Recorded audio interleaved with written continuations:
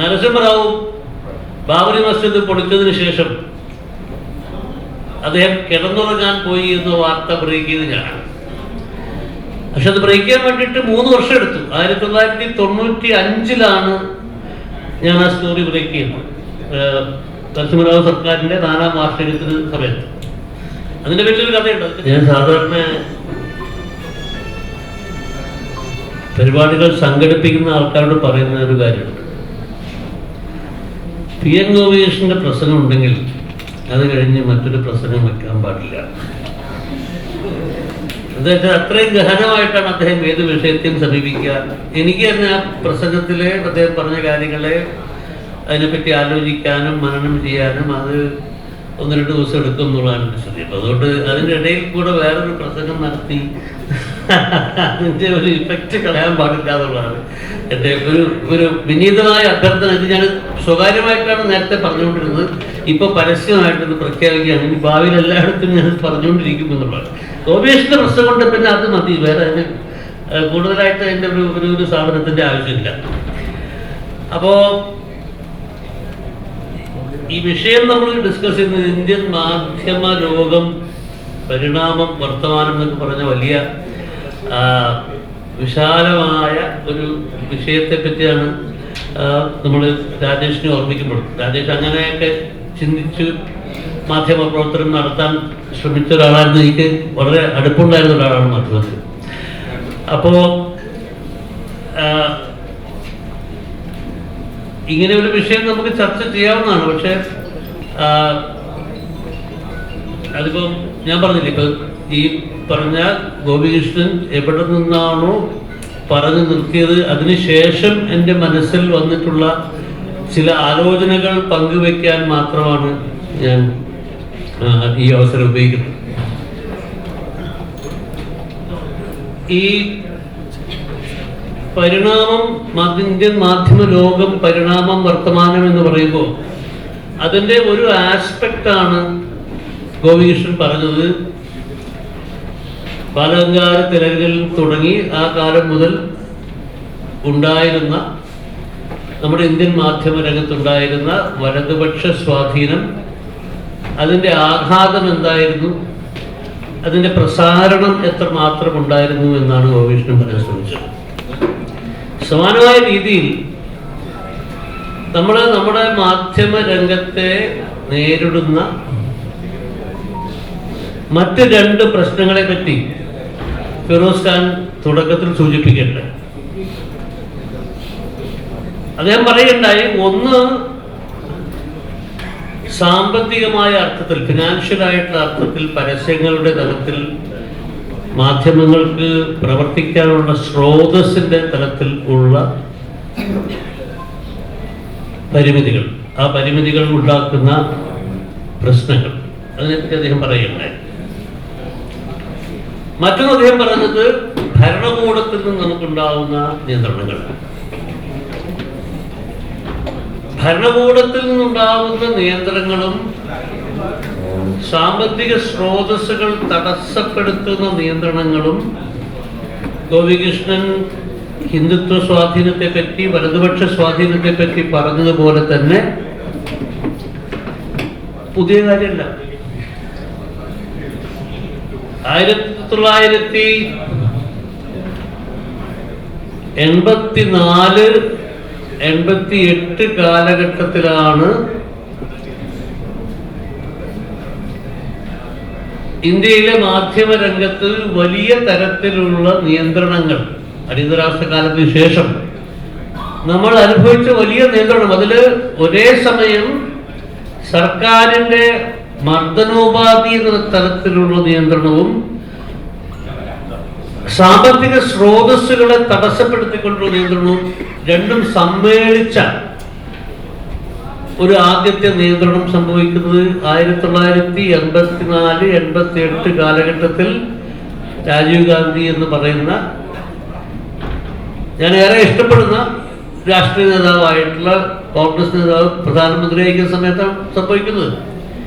Bofors തോക്കിൻ്റെയും HTW അന്തർവാഹിനി ഇടപാടിൻ്റെയും അതിനകത്തുണ്ടായിരുന്ന അഴിമതികൾ Hindu പത്രത്തിലൂടെ N Ram തുറന്നു കാണിക്കുന്ന സമയത്ത് അതിനെ ആദ്യം UPSC പരസ്യങ്ങൾ പൂർണ്ണമായിട്ട്, യൂണിയൻ പബ്ലിക് സർവീസ് കമ്മീഷന്റെ പരസ്യങ്ങൾ പൂർണ്ണമായിട്ട് നിഷേധിച്ചുകൊണ്ട്, പിന്നീട് കോർപ്പറേറ്റുകളോട് പരസ്യം കൊടുക്കാൻ പാടില്ല എന്ന് പറഞ്ഞുകൊണ്ട് ആ രീതിയിൽ ഉള്ള നിയന്ത്രണം നടപ്പാക്കാൻ ശ്രമിക്കുകയും, പിന്നീട് വളരെ പ്രത്യക്ഷമായി തന്നെ പത്രത്തിന്റെ ദൈനംദിന നടത്തിപ്പിൽ ഇടപെടാൻ ശ്രമിച്ചുകൊണ്ടും അക്കാലത്തെ PMO പ്രധാനമന്ത്രിയുടെ ഓഫീസ് ഇടപെട്ട ഒരു ചരിത്രമുണ്ടായിട്ടുണ്ട്. പക്ഷെ ബ്രിട്ടാസോട് സംസാരിക്കുന്ന ബ്രിട്ടാസ് ആ കാലത്തെ പറ്റി ഒരു നല്ല കാലം, അല്ലെങ്കിൽ പ്രധാനമന്ത്രി പത്രക്കാരോട് സംസാരിക്കാൻ തയ്യാറാവുന്ന ഒരു കാലം എന്നാണ് പറഞ്ഞത്. അതും ശരിയാണ്. അപ്പൊ എന്താണ് ഈ നമ്മുടെ പരിണാമത്തിനിടയിൽ ഈ സ്വാധീനങ്ങൾ ഉണ്ടാവുകയും അത് നമ്മുടെ സമകാലികമായ അവസ്ഥയിൽ, അല്ലെങ്കിൽ കഴിഞ്ഞ 10 വർഷത്തെ അനുഭവത്തിന്റെ അടിസ്ഥാനത്തിൽ നമ്മൾ പരിശോധിക്കുമ്പോൾ എന്താണ് മാറ്റമുണ്ട്. മാറ്റം എന്ന് പറഞ്ഞാൽ ഈ പ്രവണതകളെല്ലാം പുതുതായിട്ട് ഈ 10 വർഷത്തിനുള്ളിൽ വന്നതല്ലേ. പ്രവണതകൾ നേരത്തെ ഉണ്ട്. നമ്മുടെ മാധ്യമരംഗത്തെ ഈ പ്രവണതകൾ ഇപ്പൊ നേരത്തെ ഉണ്ട്.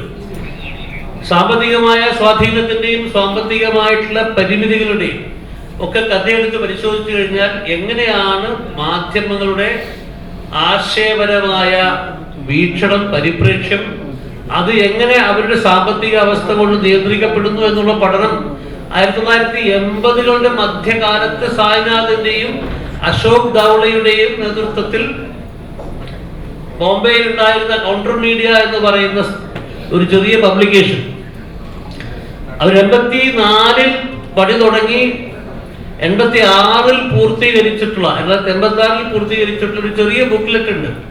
ഏതാണ്ട് 50 പേജുള്ള ബുക്ക്ലെറ്റ്, കൗണ്ടർ മീഡിയ എന്നായിരുന്നു അതിന്റെ പേര്. അപ്പൊ അന്ന് ടെലിവിഷൻ വന്നിട്ടില്ല, ഇലക്ട്രോണിക് മീഡിയ വന്നിട്ടില്ല, പത്രങ്ങൾ മാത്രമേ ഉണ്ടായിരുന്നുള്ളൂ. അപ്പൊ ആ ഇന്ത്യയിലെ എല്ലാ ഭാഗത്തുമുള്ള പത്രങ്ങളുടെ അവരുടെ മൂലധനത്തിന്റെ സ്വഭാവം എന്താണ്, എവിടുന്നാണ് മൂലധനം അവർക്ക് കിട്ടുന്നത്, ആ മൂലധനം അവർ ആർജിച്ച രീതിയിൽ നിന്ന് എന്ത് തരത്തിലുള്ള പരിപ്രേക്ഷ്യമാണ്, ആശയപരമായ പരിപ്രേക്ഷ്യമാണ് ഈ മാധ്യമപത്രങ്ങൾക്ക് ഉണ്ടാവുക എന്നൊരു പഠനമാണ് അക്കാലത്ത്. ഒരു ചെറിയ ഗ്രൂപ്പായിരുന്നു ബോംബെയിലെ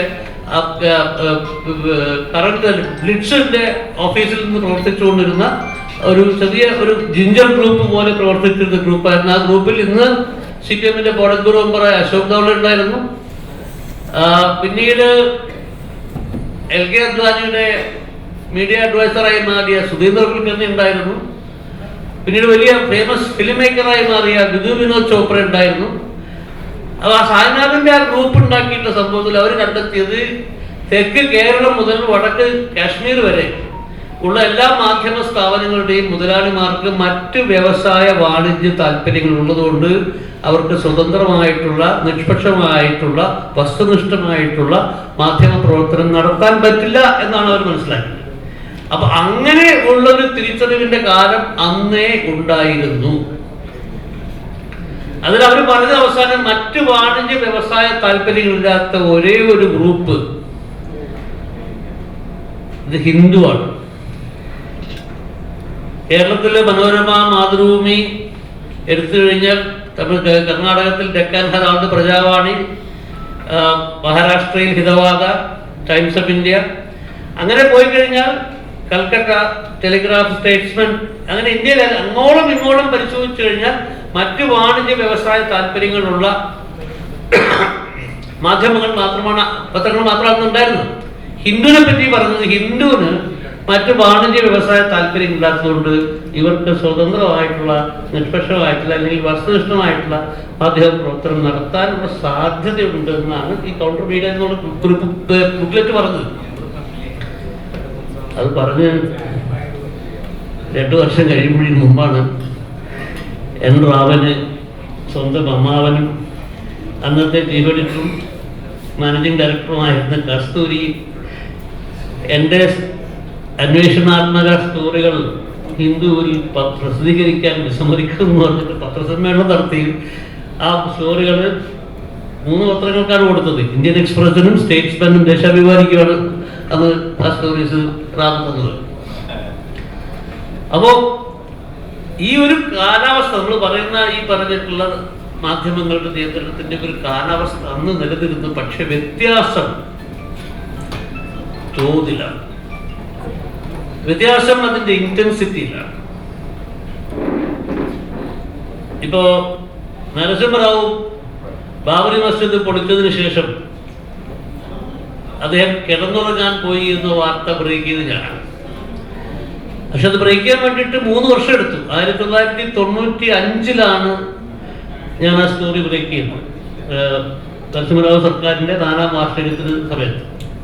അതിന്റെ വലിയൊരു കഥയുണ്ട്. അതിന്റെ വലിയ വെച്ചാൽ അന്ന് 92 നരസിംഹറാവുവിന്റെ PMOയിൽ മന്ത്രിയായിരുന്ന രംഗരാജൻ കുമരമംഗലം, ഞാനും അദ്ദേഹവും എല്ലാ ദിവസവും വൈകുന്നേരം സ്ട്രോങ് ഫിൽറ്റർ കോഫി, നിങ്ങൾ രണ്ടുപേരും കോഫിയുടെ വലിയ ഭക്തന്മാരായതുകൊണ്ട് സ്ട്രോങ് ഫിൽറ്റർ കോഫി ഒന്നുകിൽ അദ്ദേഹത്തിന്റെ വീട്ടിൽ അല്ലെങ്കിൽ പുറത്തെവിടെ, ഞാനൊരു കോഫി ഉണ്ടാക്കുന്ന ഒരാളാണ്. ഗോപിയൊക്കെ അനുഭവിച്ചിട്ടുണ്ട് കോഫി. എൻ്റെ കോഫി അടിച്ചേൽപ്പിക്കപ്പെട്ട ഒരാളാണ്. അപ്പോൾ അങ്ങനെ ഈ ഞങ്ങളുടെ ഈ കോഫി മേറ്റ്സ് ആയിരുന്നു. അപ്പോ അങ്ങനെ ആ സമയമാകുമ്പോഴേക്കും 95 ആകുമ്പോഴേക്ക് നരസിംഹറാവുവിനുള്ള വിശ്വാസം രംഗരാജൻ ഗൗരവകരത്തിൽ ഏതാണ്ട് പൂർണ്ണമായി നഷ്ടപ്പെടുകയും, അങ്ങനെ അദ്ദേഹം ഒരു ദിവസം എന്നോട്, ഈ കഥ എന്നോട് പണ്ടേ പറഞ്ഞ ഇയാൾ ഉറങ്ങാൻ പോയെന്നുള്ള കഥ, അപ്പൊ നീ ഇത് പബ്ലിഷ് ചെയ്താൽ നരസിംഹറാവിന്റെ ഓഫീസ് ഇത് നിഷേധിക്കുകയാണെങ്കിൽ ഞാൻ ആ നിഷേധത്തിനെതിരായിട്ട്, ഞാൻ പ്രധാനമന്ത്രിയുടെ ഓഫീസിൽ പണിയെടുക്കുന്ന മന്ത്രി എന്ന നിലയിൽ ഞാൻ നിന്റെ സ്റ്റോറി ശരിയാണെന്ന് പറഞ്ഞ് ഞാൻ ഉറച്ചു നിൽക്കും. അതുകൊണ്ട് നീ ഈ സ്റ്റോറി പബ്ലിഷ് ചെയ്യും. അങ്ങനെ ഞങ്ങൾ ഫ്രണ്ട് ലൈനിന്റെ കവർ സ്റ്റോറി ആയിട്ട് ഈ സാധനം പബ്ലിഷ് ചെയ്തു. അപ്പൊ അന്ന് ഞാൻ വീണ്ടും കഥ പറയുന്നു. അന്ന് നരസിംഹറാവുവിന്റെ മാധ്യമ ഉപദേഷ്ടാവായിരുന്ന PVRK പ്രസാദ് എന്നെ വിളിച്ചു പിറ്റേ ദിവസം.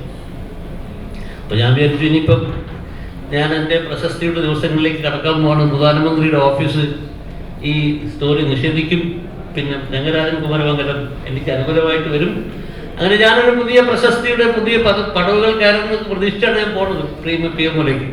അപ്പം അദ്ദേഹം നല്ല കോഫി കുടിയാണ്, PVRK പ്രസാദ്. മുമ്പ് എനിക്ക് നല്ലൊരു കോഫി തന്നു. എന്നിട്ട് പറഞ്ഞു, you must be thinking that I have called to deny the story. I am not doing anything of that sort. പറഞ്ഞു Frontline doesn't matter for us. നിങ്ങൾ എന്ത് വേണം എഴുതിക്കോ, ഞങ്ങൾക്ക് ഫ്രണ്ട് ലൈനെ പോലെയുള്ള ഒരു പ്രസ്ഥാനത്തെ കൊല്ലുവരെയാണ്. കൃത്യമായിട്ട് ആ പാർട്ടിയിലാണ് പറഞ്ഞത്. അപ്പൊ ഞാൻ പറഞ്ഞത് ഈ ഒരു കാലാവസ്ഥയിലുള്ള ഈ കഴിഞ്ഞ 10 വർഷവും അതിനു മുമ്പുണ്ടായിട്ടുള്ള മാധ്യമ നിയന്ത്രണങ്ങൾ, മാധ്യമങ്ങൾക്കുണ്ടായിട്ടുള്ള പരിമിതികൾ പലതരത്തിൽ, അതായത് വളരെ കൃത്യമായിട്ട് ഫിറോസ് ഖാൻ പറഞ്ഞത് പോലെയുള്ള ആ പരിമിതികളുടെ തോത്, അതിന്റെ ഇന്റൻസിറ്റി ആണ് നമുക്ക് അതിന് വ്യത്യാസം. ആ ഇന്റൻസിറ്റി കൊണ്ട് തന്നെയാണ് വയറ് പോലുള്ള ഒരു മാധ്യമ പ്രസ്ഥാനത്തിന്റെ, സ്ഥാപനം എന്നല്ല ഞാൻ പറഞ്ഞത്, മാധ്യമ പ്രസ്ഥാനത്തിന്റെ, വയറ് പോലെയുള്ള ഒരു മാധ്യമ പ്രസ്ഥാനത്തിന്റെ പ്രസക്തി. ഈ ഇന്റൻസിറ്റി വളരെ കൂടുതലാണ്. ആ ഇന്റൻസിറ്റിക്കിടയിൽ ഈ ശബ്ദം നിലനിർത്താൻ പറ്റുന്നു എന്നുള്ളതാണ് വയറ് പോലെയുള്ള MK വേണുവിനെ പോലെയും സിദ്ധാർത്ഥനെ പോലെയും സിമാറ്റിസ്കിയെയും ഒക്കെ പോലെയുള്ള മാധ്യമ പ്രവർത്തകർ അണിനിരന്നിട്ടുള്ള ഒരു പ്രസ്ഥാനത്തിന്റെ പ്രസക്തി ഈ ഇന്റൻസിറ്റിയുടെ ഈ കാലാവസ്ഥയിലാണ്. വേറെ ചെയ്തിട്ടുള്ള ഒരു 5-10 സ്റ്റോറികൾ നമുക്ക് എല്ലാവരുടെയും മനസ്സിൽ, ഈ 10 വർഷത്തിനിടയിലുള്ള 5-10 സ്റ്റോറികൾ നമ്മുടെ മനസ്സിൽ തുടരെ വന്നുകൊണ്ടിരിക്കുന്ന ഒരുപാട് സ്റ്റോറികൾ. വയറ് ഉപയോഗിച്ച മാതൃക അത് ഓൺലൈനിൽ ആണ് എന്നുള്ളതാണ്. അതിന്റെ സാങ്കേതികത്തിലാണ് വയറ് പ്രയോഗിച്ച മാതൃകയിൽ ഏറ്റവും ശ്രദ്ധേയമായിട്ടുള്ളത്.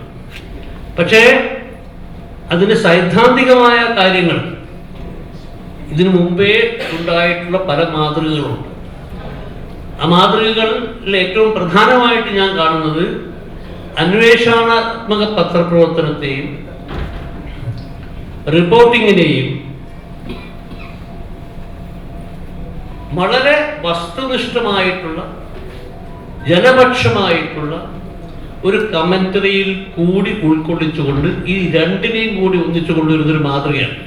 ആ മാതൃക വയറുണ്ടാക്കിയതല്ല, പക്ഷെ ആ മാതൃകയ്ക്ക് കൂടുതൽ വിശാലമായിട്ടുള്ള വ്യാപനവും അംഗീകാരവും നൽകാൻ വയർ നൽകി.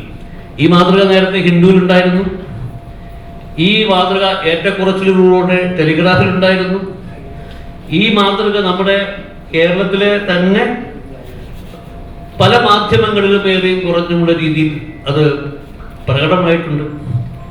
പക്ഷെ ഈ മാതൃകയ്ക്ക് കൂടുതൽ വ്യാപനം നൽകാൻ, കൂടുതൽ ഈ പുതിയ സാങ്കേതിക വിദ്യയുടെ ഈ കാലത്ത്, ഡിജിറ്റൽ ഡിസ്റപ്ഷന്റെ കാലത്ത്, ഈ ഒരു സങ്കലനത്തിന് അതിൻ്റെ മൂല്യം എന്താണെന്ന് അടിവരയിടാനും അത് കൂടുതൽ വ്യാപകമായി പ്രചരിപ്പിക്കാനും സാധിച്ചു എന്നുള്ളതാണ് വയറിൻ്റെ ഏറ്റവും വലിയ ഒരു സംഭാവനയായിട്ട് ഞാൻ കണക്കാക്കുന്നത്.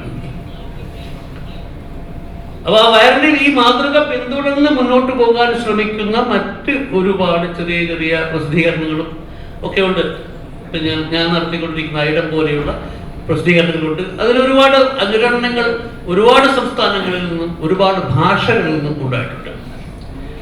അപ്പൊ ഈ ഒരു പശ്ചാത്തലത്തിൽ നിന്നുകൊണ്ടാണ് രാജേഷിന്റെ പേരുള്ള അവാർഡ് വയറ് പോലെയുള്ള ഒരു സ്ഥാപനത്തിന്, ഒരു പ്രസ്ഥാനത്തിന് കൊടുക്കാൻ വേണ്ടി നമ്മൾ തീരുമാനിക്കുമ്പോൾ നമ്മൾ സ്വയം സമ്മാനിതരാവുകയാണ്. വയറിനെ നമ്മൾ ആദരിക്കുന്നതോടൊപ്പം നമ്മൾ സ്വയം സമ്മാനിതരാവുകയാണ്. ആ സമ്മാനിതരാവുന്നതിൽ ഉള്ള വലിയ സന്തോഷം അത് അടയാളപ്പെടുത്തിക്കൊണ്ട് നിർത്തുന്നു.